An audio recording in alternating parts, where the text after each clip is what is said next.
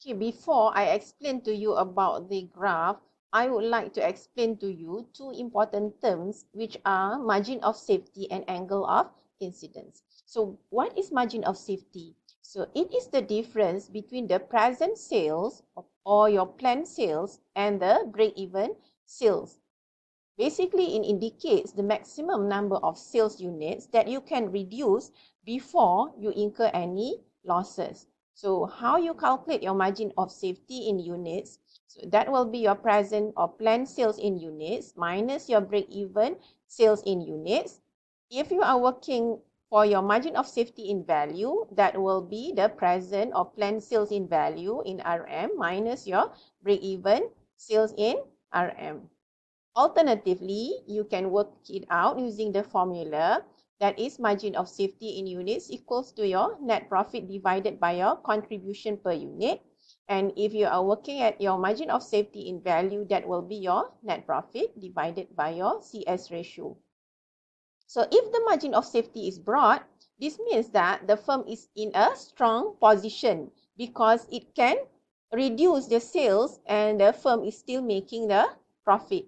But if the margin of safety is narrow, that means the firm is not in a strong position, because if there were to be any reduction in your sales, that can lead to the firm making losses. So the higher the break-even point, the narrower will be the margin of safety. And the lower the break-even point, the broader will be the margin of safety. So the idea is that margin of safety measures the maximum amount of sales that the company can reduce before the company suffers any losses. So we will look into your margin of safety in a graph later on.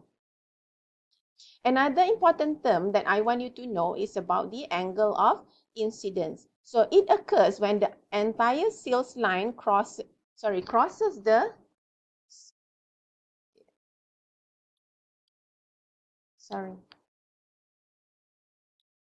crosses the cost line from below. So it is the angle at which the sales line intersects the total cost line. So it indicates how efficiently the company is making profit.